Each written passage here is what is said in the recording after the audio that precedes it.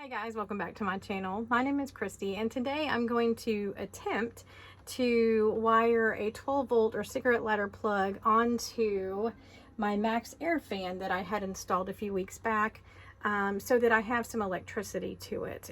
Currently the van is not wired for electricity, or at least the living area of the van is not wired for that. So my nephew came to me and said, hey, I have a solution for you, so we're going to give this a try so that I can plug the 12 volt cigarette lighter into my Jackery and have my fan running. So let's see how this goes. I just want to point out that I have never done anything like this before. I don't mess with electrical wires. There's none of that in my history. This is pretty basic from what I understand, and the only reason I'm even attempting it to begin with is that it's low voltage. That and the fact that my nephew said, you got this. Thank you, Michael, for that. But it seems to be a pretty straightforward thing. There are other ways to do this, and I'll talk about them during the video, but this is just the easiest way for a non-professional who's never done this before, inexpensively, and something that's going to work in this particular application.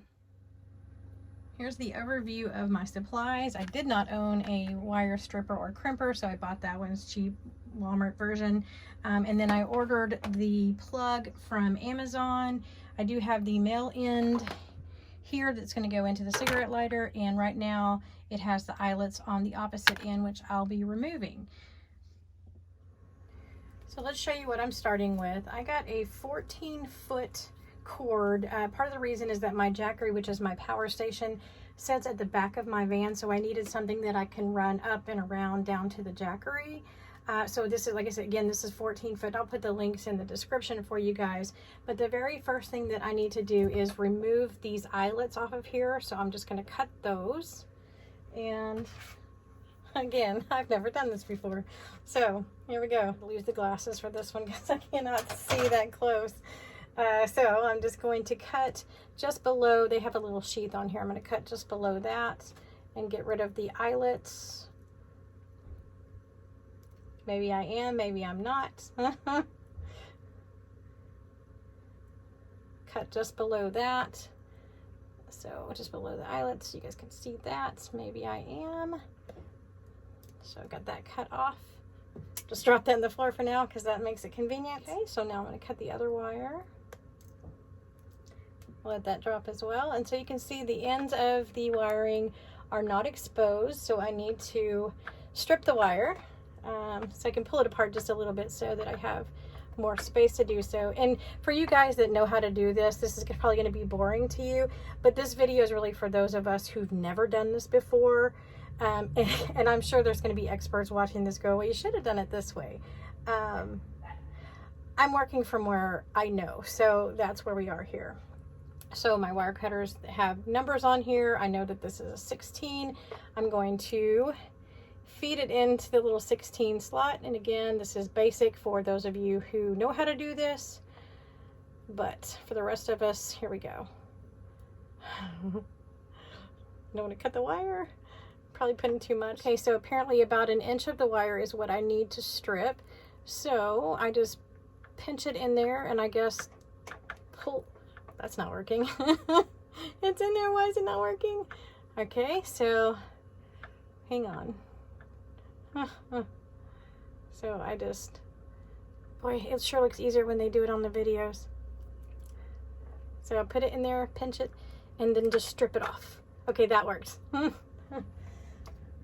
right, let me just repeat that. So see how much I left there. That might be too much. It might not be enough, but we're going to find out. And so now I'll just repeat the process for the black wire. Now that I kind of know what that feels like, just pinch it in there like this, squeeze it, and then just pull the wire off, or pull the sheathing off, whatever this is called.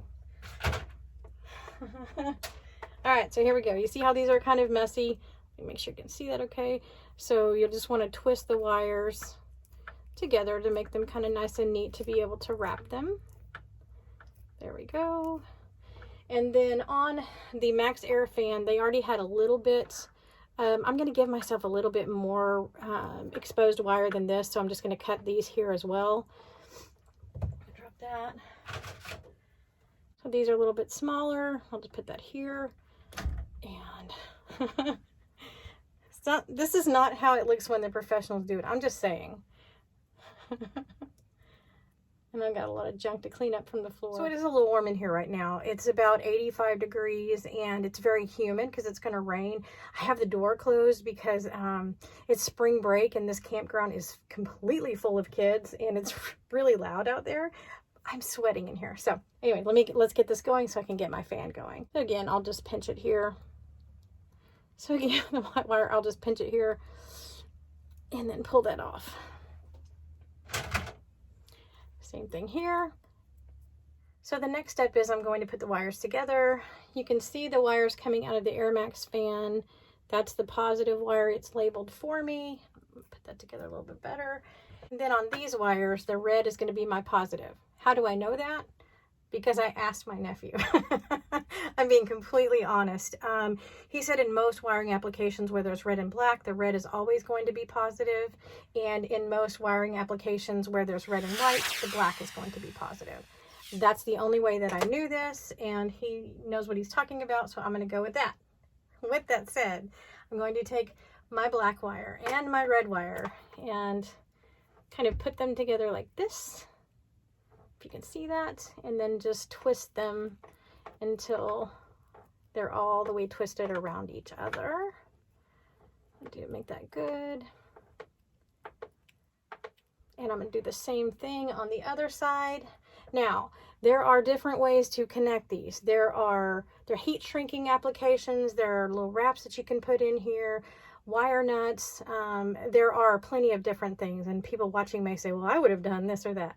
For me, this is the neatest application with the least amount of tools and least amount of knowledge necessary. And there's not going to be a whole lot of tension on these. I don't have to worry about them being pulled apart. I didn't want wire nuts because I didn't want them hanging down, and I wanted to look a little more seamless. So I'm just going to tape these with my electrical tape. I'm going to wrap them individually first and then wrap them together. Then I'm going to just temporarily kind of tack it up on the roof, and we're going to try and see if it works. So excited.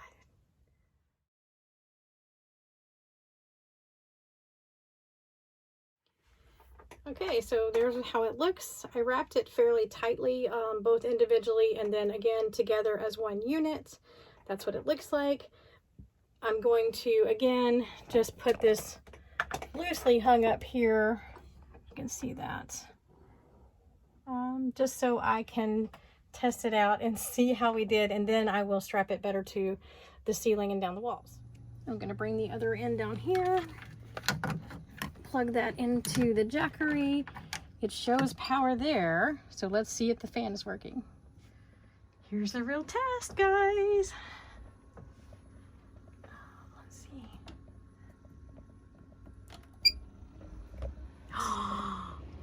I have a fan. I am so excited. I cannot even stand that. Look at that. Oh. Okay, so I will take and tack the wires up all the way or down the wall and around back over to where the jackery sits under the bed. Also wanted to share with you guys here, the fan is on and it is pulling very, very little, like 7 watts from the jackery. So hardly any power draw to have that ventilation. So I know the fan might be a little bit loud for the video, but it's working and I'm so happy. I had built that up to be such a much bigger deal in my head than it actually was. And now that little thing is going to make a big difference. Yes, having the windows put in for the cross ventilation and just being able to manually crank the fan open has helped. But now I have the ability to move the air through when it is just still and stagnant outside. So I am very, very pleased with this easy project. Again, as I said, I'm not a professional. There are plenty of other ways to do this, but I felt the most comfortable doing it this way with the least amount of tools and expense going into it, and it works, and I am so happy. So thanks for tuning in. Remember to always enjoy those little things, and we'll see you next time.